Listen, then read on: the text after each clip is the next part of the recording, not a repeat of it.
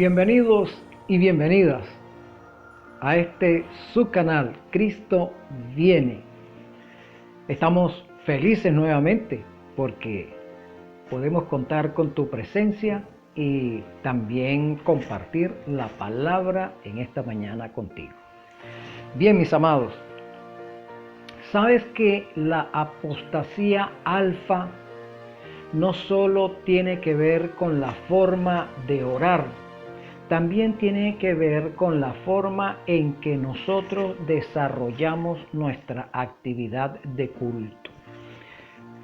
De eso vamos a hablar en esta mañana. Pero antes quiero invitarte a orar. Vamos a pedirle al Espíritu Santo que tome posesión de nosotros, de ti y de mí, para que podamos sacar el mayor provecho en este estudio. Oremos. Querido Consolador, gloria a tu nombre, Señor. Gracias por tu amor y bondad.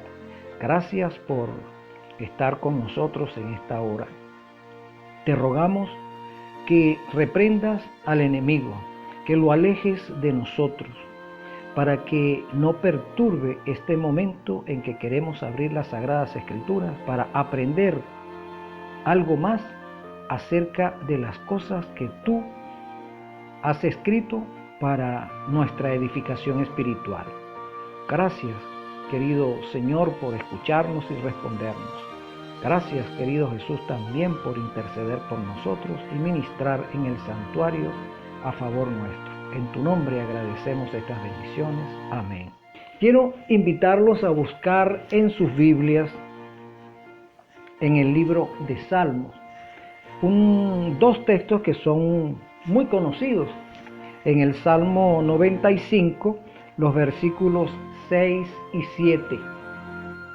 Salmo 95, versículos 6 y 7. Dice así: venid, adoremos y postrémonos, arrodillémonos delante de Jehová nuestro Dios, porque Él es nuestro Dios, nosotros el pueblo de su prado. Interesante, nosotros somos su pueblo. El salmista entonces escribe para ellos en la antigüedad y para nosotros: venid, adoremos, postrémonos, arrodillémonos. ¿No es lo mismo postrarse que arrodillarse? Pues no es lo mismo postrarse que arrodillarse. Pero en todo caso, ¿no es todo eso adorar?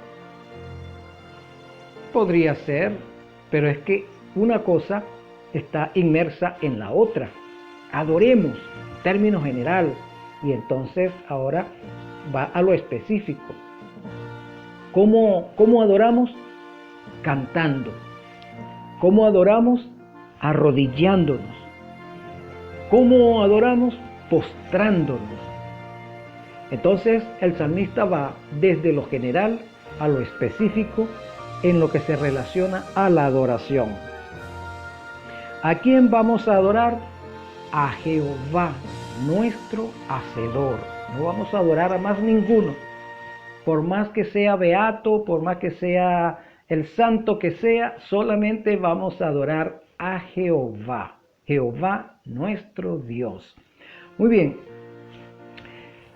Como les dije al comienzo, la forma de adorar actualmente dentro de la cristiandad es una forma que se ha colectivizado a partir de la segunda mitad del siglo XIX, con el surgimiento del movimiento pentecostal. Sí, porque antes de esa fecha, antes de esa segunda mitad del siglo XIX, los protestantes adoraban de una manera diferente. Pero el pentecostalismo introdujo una manera de adoración contraria a la forma en que los protestantes lo venían haciendo. Y me refiero pues que la forma de adoración en el protestantismo era cantar, orar y estudiar la palabra. Y esa sería la forma correcta. Pero el pentecostalismo desvió esa forma de adoración y ahora tenemos el culto de celebración, el culto de milagros y el culto de sanación, que sería lo mismo de milagros, pero tenemos el culto de danzas y de movimientos extraños, movimientos epilépticos que no corresponden a la forma en que hemos sido enseñados a través de las Sagradas Escrituras. Este movimiento pentecostal, que surge en la segunda mitad del siglo XIX, a raíz del surgimiento también de los golpes misteriosos, o sea, del espiritismo moderno, hacen entrada en el mundo, es decir, específicamente en los Estados Unidos, y se fusionan. Los movimientos misteriosos se fusionan con este surgimiento pentecostal en Estados Unidos. Se fusionan los dos y produce esta nueva forma de culto o nueva forma de adoración. Bueno, dentro del mundo protestante, propiamente dicho, hay cierta convulsión, porque ellos también se han visto estorbados por esta forma de adoración pentecostal, en el sentido que han sido permeados también con eso, y los hermanos que son más conservadores con respecto al verdadero, a la forma de adorar, pues los rechazan, pero otros han incurrido en el error de ser algo más liberales con la finalidad de atraer personas a su medio. Y bueno, esta forma pentecostal ha permeado, como he dicho, el culto de nuestros hermanos protestantes. En el culto de la Iglesia Católica, pues el pentecostalismo ha entrado, pero de una forma carismática. Cultos de alabanza, de danza y de milagros se introdujo en la Iglesia Católica, y la Iglesia Católica pues los soporta porque ellos han estado siendo apoyados por el pentecostalismo en función de la instauración papal en el mundo. Entonces han llegado a un arreglo sobreentendido, a un arreglo no sellado y firmado, sino a soportarse por los momentos, o mejor dicho, la Iglesia Católica los soporta por los momentos, porque el culto de la Iglesia Católica no es el culto pentecostal. Muy bien, vamos a analizar este hecho. Fíjate bien, hay tres modelos de culto que hoy compiten en el mundo cristiano. El primer modelo de culto se caracteriza por el altar.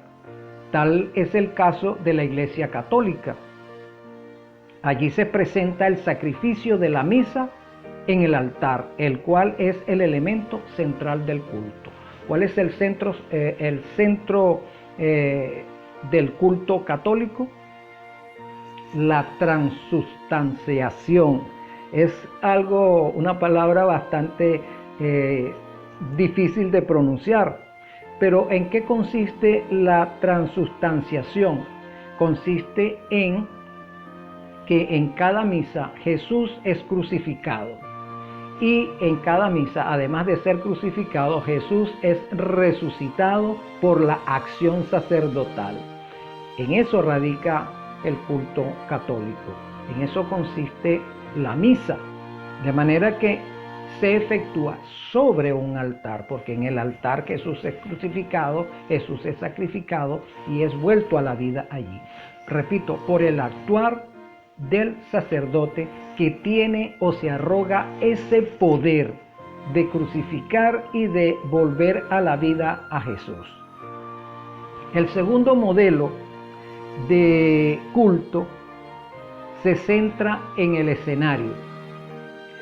En la Iglesia Católica se centra en un altar y este segundo modelo se centra en el escenario, donde se despierta imágenes de entretenimiento como dramas, música, títeres, películas, bailes, etc. Muy propio del pentecostalismo. ¿En qué se centra el segundo modelo? Repito, en el escenario. O sea, no hay un púlpito, sino que es un modelo de escenario o una puesta en escena o un teatro. Realmente, cuando hablamos de teatro, pues debemos tener en cierta forma algún cuidado con respecto a las redes sociales, porque en las redes sociales se puede estar presentando esta forma de culto de escenario. Las redes sociales es un escenario y allí se presentan lo que nos dice acá, dramas, música, títeres, películas, baile, un show, ¿verdad? Y elementos que funcionan como showman, ¿sí? Predicadores pueden ser pentecostales o católicos. Nótese que no estoy llamando la atención hacia pastores protestantes propiamente dichos, sino hacia, entre comillas, pastores pentecostales y sacerdotes católicos, que son los que propiamente dicho forman parte de este gran show a través de las redes sociales. Los protestantes han estado en cierta medida algo rezagados con respecto a eso, pero pentecostales y católicos se han introducido en las redes sociales y presentan estos reality shows que tienen muy entretenida a cierto sector de la cristiandad y muy preocupada a otro sector de la cristiandad. Dentro de este show encontramos también al movimiento gnóstico, que se presenta con una serie de creencias y de inclinaciones doctrinarias provenientes del antiguo gnosticismo griego, que arropaba también no solamente a los griegos, sino a las creencias espiritistas de los babilonios y de los egipcios. Entonces ya tenemos dos formas de culto en la actualidad. El tercer modelo se caracteriza por el púlpito, donde la predicación de la palabra es central. Este modelo es el que se utiliza en la iglesia adventista y en algunos sectores protestantes, que repito, sectores protestantes conservadores, que mantienen una batalla contra el pentecostalismo que quiere introducirse en ellos. La iglesia adventista también tiene esa lucha actualmente, el pentecostalismo tratando de permear la forma de culto de los adventistas. Entonces tenemos tres formas de culto: el altar, el escenario y el púlpito.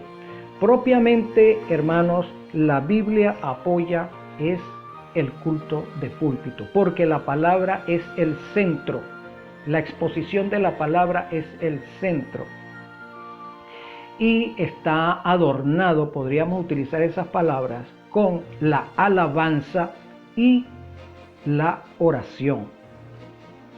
Postrémonos, arrodillémonos, adoremos, alabemos. Uno de estos ingredientes no puede sobreponerse al otro.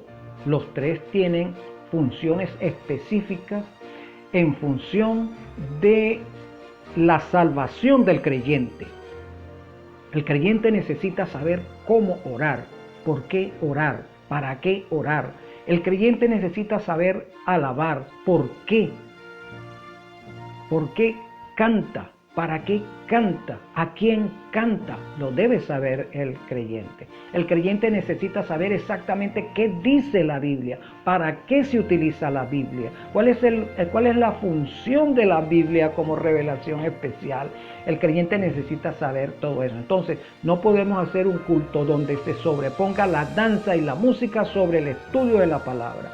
No podemos basar el culto solamente en oraciones kilométricas sin el estudio de la palabra. Las tres cosas o los tres aspectos de la adoración están incluidas con la música correcta, la oración correcta y el estudio e interpretación de la palabra en forma correcta.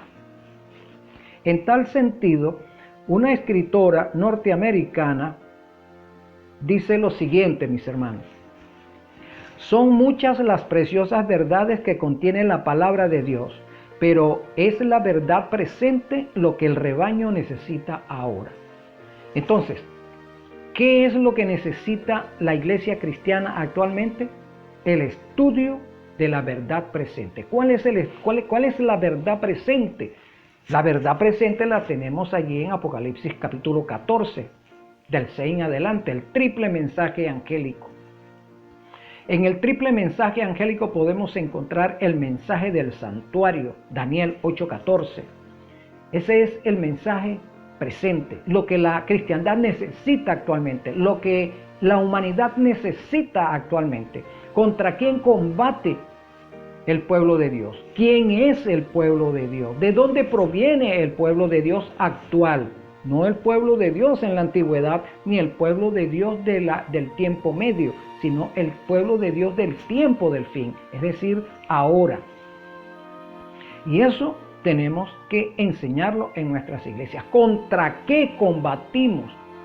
¿O contra qué combate el pueblo de Dios en la actualidad? Recordemos que la palabra nos habla de tres espíritus a manera de rana, tres espíritus inmundos. Nos habla de la bestia, del falso profeta, nos habla del dragón, nos habla del espiritismo. Son aspectos contra los que el verdadero pueblo de Dios combate en este tiempo del fin. Y eso es lo que esta escritora se está refiriendo. De eso debemos predicar, contra eso debemos combatir. Pero debemos recordar que vamos a combatir contra las doctrinas erróneas que confunden a la cristiandad, que mantienen a la cristiandad sumida en un abismo de engaño. Pero no podemos volcarnos contra las personas, porque las personas son las que tenemos que rescatar de las garras del engaño. Por supuesto, también tenemos que combatir contra los líderes de las organizaciones apóstatas que son instrumentos de Satanás para engañar al mundo, ¿verdad? Por eso es que habla de tres espíritus inmundos a manera de ranas. Esos tres espíritus inmundos se refieren a tres tipos de organizaciones clericales que están dentro de la cristiandad. Ya de eso hemos hablado en otro estudio acerca de la bestia, el dragón, la bestia y el falso profeta. Ya hemos hablado de eso. Entonces, hoy solamente hacemos el apunte. De manera que, ¿qué necesita la cristiandad actualmente saber? Además que Cristo está en el santuario celestial. No solamente necesita saber que Cristo vino al mundo y murió por los pecados del mundo y que abre una puerta a la salvación. El mundo necesita saber cómo es esa puerta a la salvación, porque la cristiandad está predicando que la puerta a la salvación es a través de la reencarnación por un lado. Por otro lado, predica que la puerta a la salvación es una nave madre gnóstica, y por otro lado habla acerca de que tan pronto te mueres te vas al cielo, o habla de un infierno. Entonces se necesita saber cómo es la salvación, que es en Cristo Jesús. De eso tiene que hablarse actualmente. Se tiene que hablar que Cristo está en el santuario celestial. Significa que hay un juicio que se está efectuando actualmente y que cada uno de nosotros, el día en que muere, nuestro caso se abre en ese tribunal para ver si hemos hecho pacto con Cristo o no y de cómo hemos vivido en este mundo. Se necesita saber que hay un milenio, que no es el milenio de paz que el mundo o la cristiandad pregona. Se necesita saber que el final del pecado va a terminar. ¿Dónde comenzó el pecado? ¿Cuándo va a terminar? ¿Quién lo originó? ¿Cuál será el fin del originador del pecado? Eso se necesita saber, el plan de la salvación. Se necesita saber qué va a suceder con esta tierra. Si esta tierra va a seguir eternamente existiendo en pecado, en muerte, en lascivia, en angustias, en zozobra, en enfermedades. El mundo necesita saber eso. ¿Qué otra cosa pertenece a la verdad presente? Que somos pecadores, que necesitamos entrar en un proceso de santificación si queremos entrar a la vida eterna. Todo eso es la verdad presente y el mundo debe ser informado de eso. Entonces el mundo, los cristianos, mejor dicho, no podemos perder el tiempo en estar mostrando show por las redes sociales, por la televisión. No podemos seguir perdiendo el tiempo en danzas, en música pentecostal o música secular cristianizada. No podemos perder el tiempo en eso. Tenemos que ser puntuales y directos en la comisión a la cual el Señor nos ha llamado. Y sigue diciendo este párrafo de esta autora. He visto el peligro que existe de que los mensajeros se desvíen de los puntos importantes de la verdad presente para espaciarse en temas que no tienden a unir al rebaño, ni santificar al ser. En esto Satanás aprovechará toda ventaja posible para perjudicar la causa de Cristo. Entonces, notemos lo siguiente. No tienden a unir al rebaño. Ahorita, hermanos, es lamentable que en cierto sentido hay una convulsión y un combate por las redes sociales, tirándose unos contra otros, poniendo dudas unos contra otros, pero lo que es la verdad presente, la verdad que debemos presentar, posiblemente la estemos desviando para dar lugar a un show o a situaciones, o mejor dicho, intenciones personales. Debemos por todos los medios evitar esta tentación, sobre todo las personas que nos dedicamos a exponer la palabra públicamente. ¿Cuáles son los temas en los cuales debemos centrar toda nuestra atención? El santuario en relación con los 2300 días. El santuario, ¿por qué? Porque en el santuario se nos dice, esta doctrina del santuario, podemos aprender que Cristo es nuestro intercesor, que no hay más intercesor que Él, que Cristo está ministrando, borrando pecados de todo aquel que, habiéndose llamado cristiano, permanece fiel a la doctrina, que el conflicto ha de terminar pronto, que el mundo debe ser destruido, que el planeta debe ser destruido para ser hecho nuevo, que el pecado debe terminar, que el originador del pecado debe terminar. Debe ponerse en claro también ante la cristiandad que los mandamientos de Dios están vigentes, que el cuarto mandamiento es el sello del Dios vivo, que antagoniza con un sello, o mejor dicho, que antagoniza con una marca. Hay una gran diferencia entre lo que es sello y marca, hermanos. Algunas veces confundimos hablando acerca de la marca de la bestia, llamándolo sello. No, el sello es diferente a lo que es la marca. El sello pertenece al Dios vivo, la marca pertenece al anticristo. Entonces, son cosas que tenemos que poner en claro ante la cristiandad. Tenemos que hablar acerca de la fe de Jesús, el testimonio de Jesús, el espíritu de profecía que lo encontramos en las Sagradas Escrituras a partir del capítulo 3, versículo 15 del libro de Génesis. Allí comienza el Espíritu Santo a profetizar y a lo largo de la historia, hasta que se cierra el canon sagrado, el Espíritu Santo está profetizando acerca del devenir de este mundo, acerca del devenir de la humanidad y acerca de la vindicación del carácter de nuestro Dios y de la forma en que vindicando el carácter de nuestro Dios también seremos restituidos a el plan original de nuestro Dios. Entonces, son puntos claves que tenemos que predicar y no perder el tiempo en shows. Son perfectamente adecuados para explicar el movimiento que se originó al comienzo del tiempo del fin, en 1844. Surgió un movimiento restaurador, un movimiento que enaltece la ley de Dios, un movimiento que pregona que hay una batalla y que esa batalla debe terminar pronto. Mostramos cuál es nuestra posición actual como pueblo.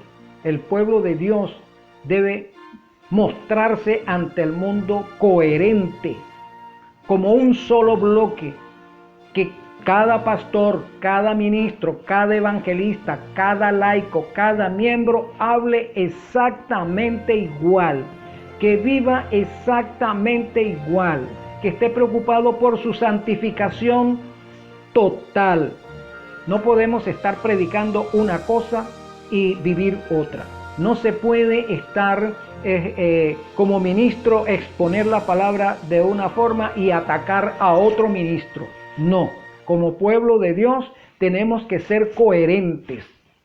Si por condición humana, hermanos míos, llegamos a cometer un error, allí tenemos el consejo de Jesús en Mateo 18. Debemos llamarnos unos a otros y resolver esta situación humana en la cual hemos incurrido, porque somos pecadores. Algunas veces no contemplamos las cosas todos iguales, porque recordamos pues que Jesucristo es un Dios personal. Nosotros podemos contemplar en forma diferente. Tú ves una cosa diferente a como yo la veo, pero dentro de eso tenemos que buscar la unidad doctrinaria. La contemplación es una cosa y la unidad doctrinaria es otra cosa. La forma en que me relaciono con Jesús, mi forma personal que se relaciona con que me relaciono con Jesús, no necesariamente es idéntica a como mi esposa o mi hija o mi hermano se relaciona con Jesús, porque Cristo es un Dios personal, el Espíritu Santo es un Dios personal, el Padre es un Dios personal. Entonces nos relacionamos con ellos en forma personal y los ubicamos en nuestra mente de formas diferentes, pero la palabra, la doctrina debe ser la misma en todo lugar.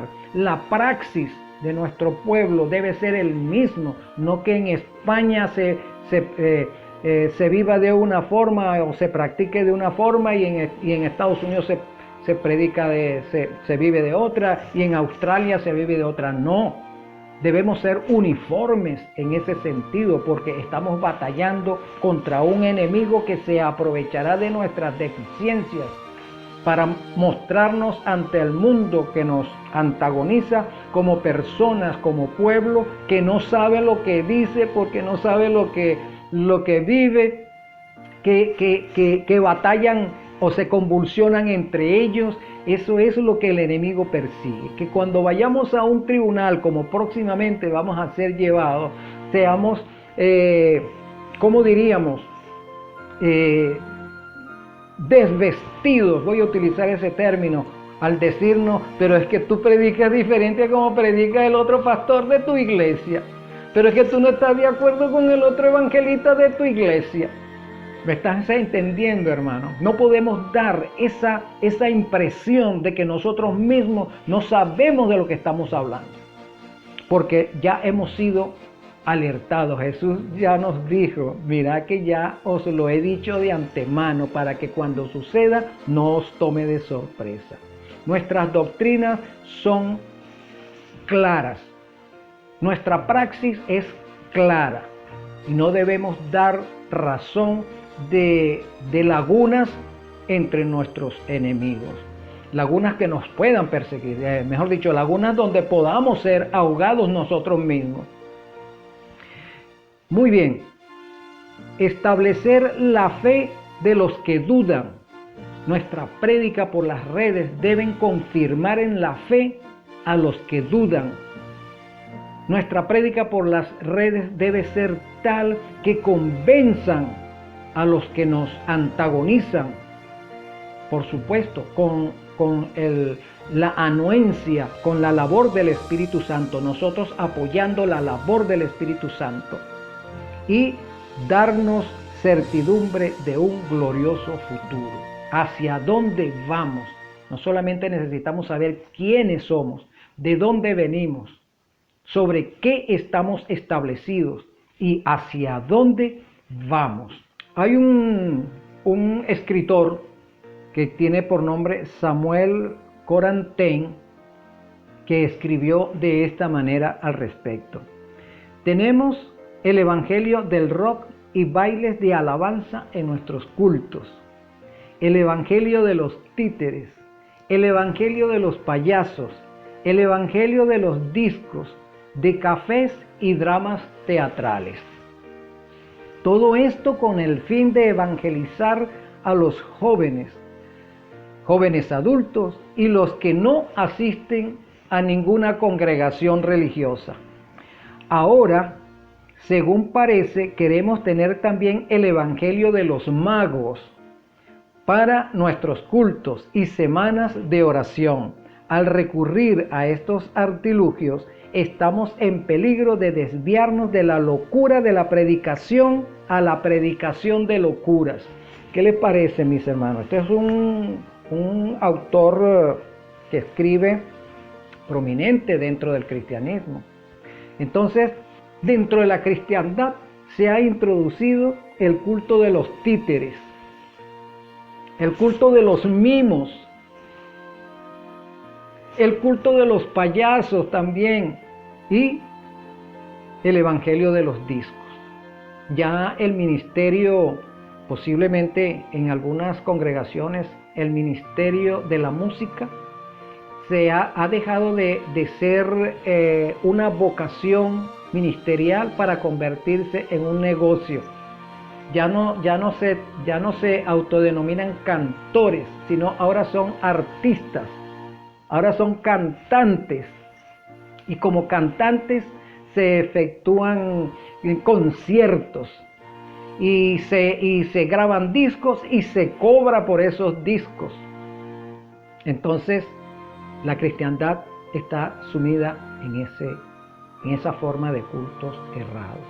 El canto debe ser una devoción, no debe convertirse dentro del pueblo de Dios en un negocio, en conciertos. Entonces no se alaba el nombre de Dios, sino que se alaba a la virtud de los intérpretes.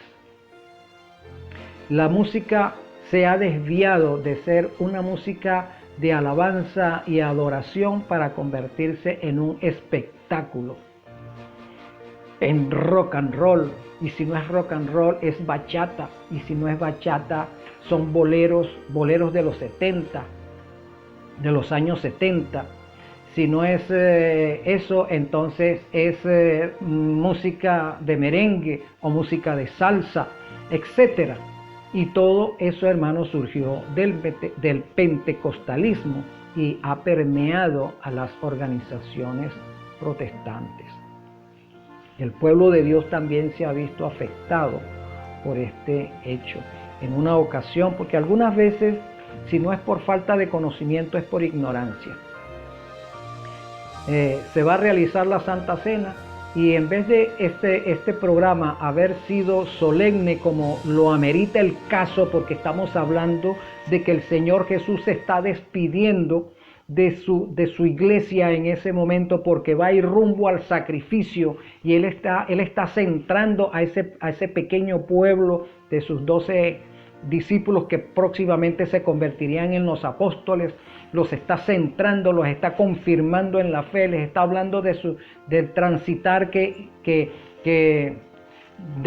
rumbo hacia el Gólgota, y entonces establece la Santa Cena y el rito de humildad, los establece, y entonces resulta que se desvía ese momento tan solemne y tan peligroso, diría yo, tan extremo en la vida de nuestro amante Salvador Jesús, y también tan extremo para los discípulos en ese momento, que lo vemos realizado esa ceremonia en un templo, o en un templo con disposiciones en el salón, como que si estuviésemos en un café o en un restaurante. O la ceremonia salió del templo de esa forma y ahora está en una cancha, también como que si estuviésemos en un juego de voleibol o de básquet, pero allí estamos y haciendo la Santa Cena. Nuestra mente no está centrada en lo que significa esa ceremonia, sino en las cosas que están sucediendo a nuestro alrededor, y parece que estuviésemos en una fiesta o X. De manera que debemos tener cuidado con eso. No debemos dar apertura en nuestra mente a situaciones que son en sí solemnes, a hacerlas como que si fuesen superficiales. Entonces, los títeres deben salir del pueblo de Dios. Eso no pertenece al culto verdadero. Los payasos, los cafés y los dramas teatrales. No estoy hablando de aquellas puestas en escena donde se va a llevar una lección objetiva, un aprendizaje hacia las personas que están observando esta puesta en escena de cuestiones que están en la Biblia, y que nuestra intención sea que redunde en beneficio del crecimiento espiritual de los que lo observan. Ese debe ser el objetivo de una puesta en escena, no diversión, no recreación, y tampoco utilizar algunas herramientas dentro de esa puesta en escena que no corresponden a la verdad bíblica, como es el caso de utilizar niñas como ángeles, ¿verdad? O niños varones como ángeles, por supuesto, niños varones, porque los ángeles no son niños. El que existan ángeles niños proviene del catolicismo. Y que haya ángeles adultas, mujeres, eso tampoco la Biblia nos habla al respecto. Entonces, son cosas muy delicadas que debemos buscar en las Sagradas Escrituras si están de acuerdo con lo que pensamos. Y si no están de acuerdo, hermanos, no utilizarlo. Como es el caso también del culto a la Navidad, debemos también saber que eso no es una enseñanza de Cristo, y por lo tanto como cristianos debe salir de nuestras congregaciones. Voy a seguir leyendo aquí algo interesante que dice así: los pastores jóvenes son los que están en mayor peligro de inventar estilos de adoración novedosos para tomar el lugar de las Sagradas Escrituras. Estamos en peligro de cometer errores en nuestro esfuerzo misionero. Corremos el peligro de ignorar cuán esencial es la obra transformadora del Espíritu Santo sobre el corazón no regenerado. Ha entrado una nueva metodología ministerial pastoral. Hay un deseo de copiar lo que hacen las iglesias cristianas nominales, y se desconoce casi por completo la simplicidad y la humildad en la adoración. Los ministros inexpertos y no santificados desean ser novedosos e introducen nuevas ideas y extraños planes de trabajo. Celebran reuniones de reavivamiento y se unen grandes números de personas a la iglesia, pero cuando pasa la excitación, ¿dónde están esos conversos? No se ve el arrepentimiento por el pecado. Al pecador se le invita a creer en Cristo y aceptarlo sin que se tome en cuenta su vida pasada de pecado y rebelión. Y como resultado, el corazón no es quebrantado. No hay contrición del alma. Estos conversos profesos no han caído aún sobre la roca que es Cristo Jesús. Como podemos ver, mis hermanos, esto es lo que está sucediendo en la cristiandad. Como pueblo de Dios, que estamos inmersos en la cristiandad, debemos evitar por todos los medios que el pentecostalismo entre en nuestras filas. Nótese que el párrafo nos habla de ministros jóvenes, hombres inexpertos y no santificados. Eso no quiere decir que haya ministros jóvenes que sí estén trabajando en su santificación y que estén preocupados por la salvación de sus ovejas. Eso no significa, eso no es lo que quiere decir el párrafo, sino que hay muchos hombres y mujeres que se han levantado en la cristiandad asumiendo el liderazgo pastoral sin tener una relación santificadora con el Espíritu Santo. Y han introducido el secularismo en sus congregaciones con la finalidad de obtener ganancias económicas a través de un gran número de congregantes. Eso es de lo que nos está alertando este párrafo. Ministros y pastores que no se consideran, se llaman pastores, pero más que pastores se consideran artistas y llenan grandes estadios, llenan los templos con sus músicas, con sus canciones, con su rock. Y no se expone la palabra, sino ciertos extractos que sirven para dar la impresión de cristiandad, pero el resto es totalmente secular. Recordemos que la palabra secular significa mundano. Reflexiones para el pueblo de Dios. Si tú eres el pueblo de Dios, fíjate lo que el Señor nos dice. Lo que nos deja perplejo es esto. ¿Qué nos motiva como pueblo de Dios a adoptar el estilo de adoración y los métodos de crecimiento eclesiástico de aquellas iglesias que la Biblia describe con el nombre de Babilonia o sinagoga de Satanás? ¿Por qué querríamos ir a Crystal Central, a Willis Creek o Fuller para aprender cómo sembrar mega iglesias y giga iglesias cuando estas iglesias desprecian el mensaje de la verdad presente? ¿Por qué querríamos retroceder del lugar santísimo al lugar santo? Y es más, como pueblo peculiar debemos ser. ¿Cómo debemos ser? ¿Por qué querríamos adoptar su música? ¿Por qué querríamos adoptar sus prácticas de aplaudir, danzar y entretener? El aplauso no es una forma de expresión en un culto de adoración, hermano. Eso estaría bien para una situación secular, pero no para la adoración. Las danzas no son propias de la adoración. Pero alguien dijo, no, que David danzó. Sí, hermano, David danzó. Pero ¿leíste también cuáles fueron las consecuencias de su danza? Bueno, entonces no es que David danzó, debemos estudiar es las consecuencias que vinieron por esa danza. Pero de eso vamos a estudiar en otro momento. y entretener? ¿Por qué querríamos adoptar su énfasis sobre una gracia que burla a Cristo y que excluye la ley de Dios? ¿Por qué querríamos celebrar el domingo de resurrección al amanecer como ellos o aún con ellos? Porque eso es otra cosa, hermano.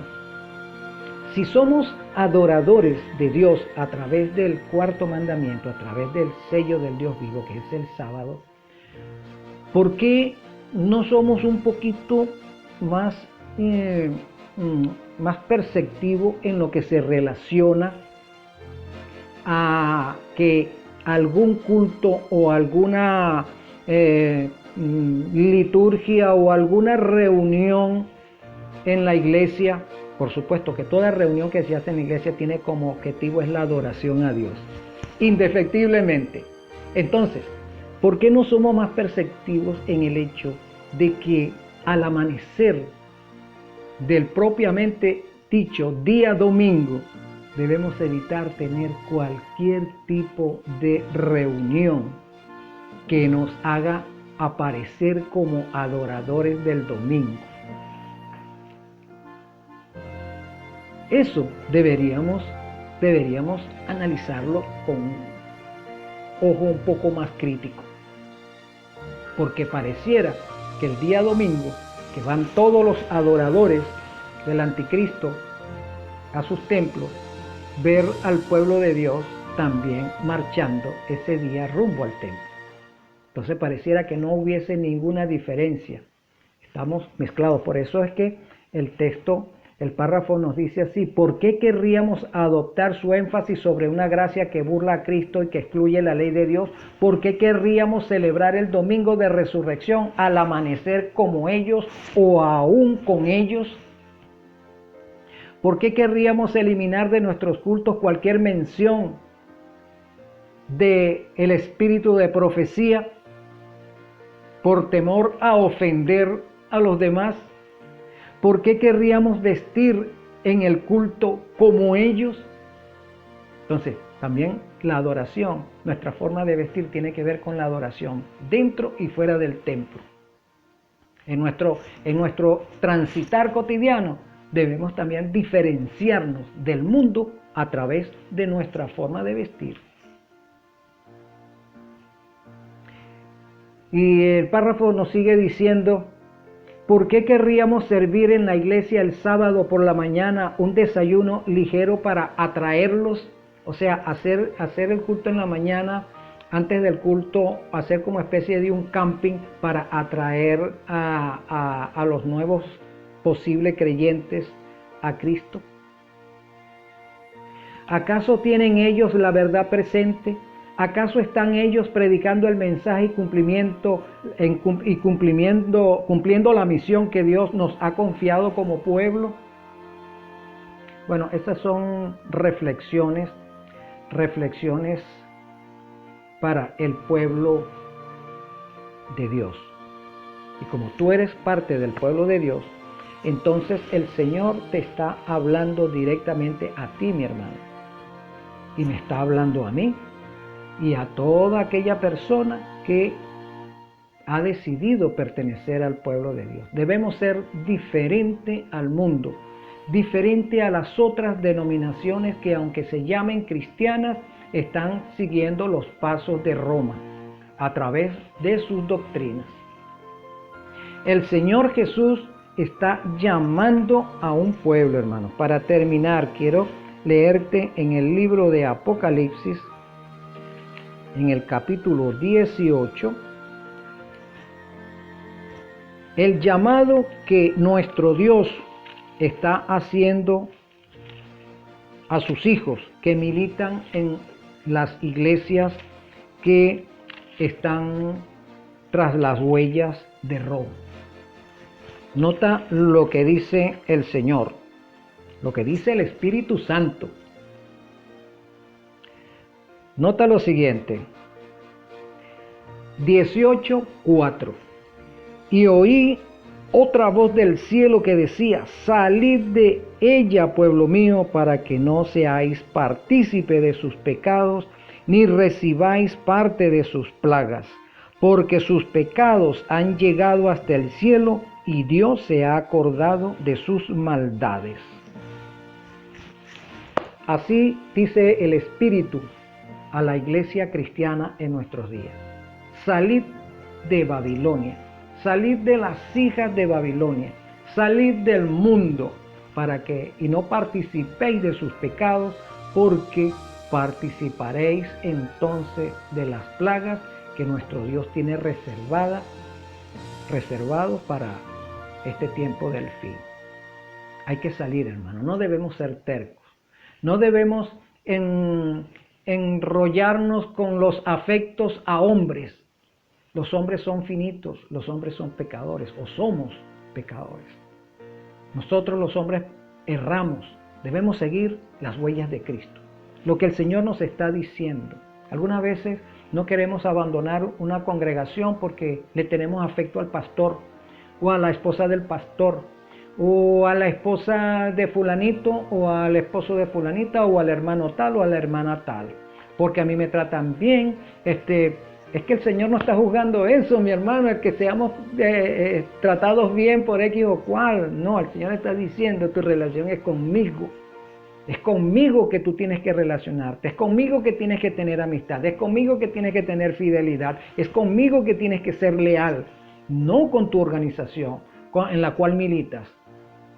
Tuviste la bendición de tropezarte conmigo a través de esa congregación, pero es que la congregación está en apostasía y yo te llamo ahora a salir de allí hacia donde yo te estoy esperando. Y lo mismo que hago contigo lo estoy haciendo con todas mis ovejas que están en todas las organizaciones cristianas. Los estoy llamando a salir para formar un pueblo sólido que ha de enfrentar la última batalla en este mundo contra el dragón, la bestia y el falso profeta. El Señor te bendiga en esta mañana, mi hermano y hermana. Te envío un gran abrazo. Vamos a orar. Querido y amantísimo Consolador, gracias por tu amor y bondad. Gracias por iluminarnos en esta hora. Perdona nuestra indiferencia, Señor Jesús, al estudiar la palabra y no querer tomar decisiones definitivas. Danos la oportunidad, Señor, que tu gracia no cierre todavía hasta que podamos tomar la decisión que se requiere en función de nuestra salvación. En tu nombre, querido Jesús, agradecemos estas bendiciones. Amén. Mi hermano y hermana, Dios te bendiga.